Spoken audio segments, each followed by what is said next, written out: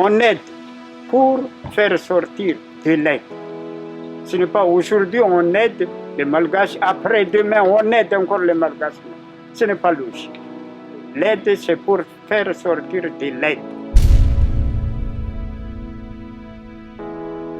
Venir monter des projets à court terme et s'en aller en pensant que les projets vont durer dans le temps, c'est une erreur.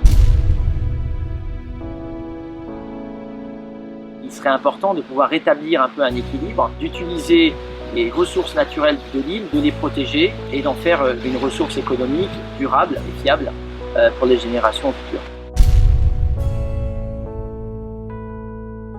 CETAMADA est une association qui est solide, qui est soutenue par le secteur privé. CETAMADA a 4 volets d'action importants. L'encadrement de l'écotourisme, les actions scientifiques, l'éducation environnementale, c'est le développement communautaire. C'est sur ce point-là que le projet Anzaranaï paraît une idée formidable.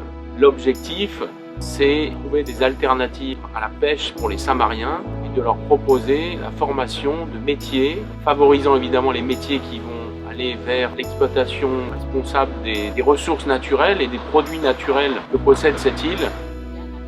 À Sainte-Marie, ils vont piocher dans l'élément sauvage, si vous voulez. Il n'y a pas de production de miel issu de ruches, il n'y a pas de production de poissons issus de pisciculture, il n'y a pas beaucoup de fruits issus de plantations. Tout est pris dans le milieu naturel et du coup, on l'abîme énormément. Ici, ils font de la technique sur brûlis, ce qui est catastrophique. Ils coupent la forêt, ils font brûler le bois pour avoir un petit peu de cendre. Et ils utilisent cette petite cendre comme fertilisant au départ. Mais avec les grosses pluies qu'on a ici, toute cette bonne terre part dans les rivières et après on ne peut plus utiliser cette zone-là. Non seulement on détruit la flore, mais on détruit aussi toute la faune. Détruire la faune, c'est des problèmes de pollinisation, c'est des espèces qui disparaissent. Le fait de cultiver sur brûlis, on abîme tout. On va, à mon avis, donner un déclic, cette petite étincelle qui manquait, pour montrer que si on cultive sur du compost, on n'abîme pas le reste, parce qu'on utilise tous les déchets organiques qui se décomposent et qui sont un fertilisant d'autant plus actif que la cendre. Ils ont très peu de formation. En fait, le problème à l'école, on leur apprend pas grand-chose, un peu à écrire, un peu à compter, pas assez sur la nature, pas assez sur l'agriculture, pas assez sur tout ce qui est technique. Ce qui manque, c'est vraiment l'éducation. Un projet éducatif qui leur amène les plus, les bases, aussi bien dans l'agriculture que dans la structure, que dans l'environnement. Tout ça, ils n'ont pas ici. Dans l'immédiat, ce sera un centre de formation en agriculture, en apiculture et par la suite aquaculture et informatique. Il faut savoir que ça n'existe pas sur la partie côte est de Madagascar, donc ça va être une première pour toute la partie côte est, pas que pour Sainte-Marie.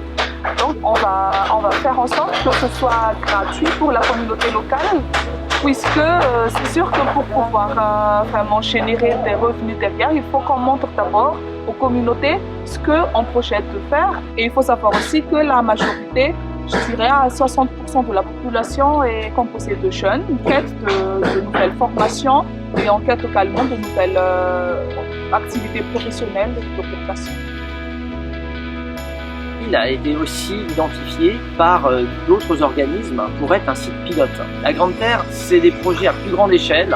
Ici, on va dire que c'est à dimension humaine et je pense qu'on a beaucoup plus de chances à réussir ce projet sur cette île et de montrer que c'est un exemple pour Madagascar. Et cet exemple-là donnera l'idée à d'autres de pouvoir faire des projets similaires dans d'autres endroits de Madagascar.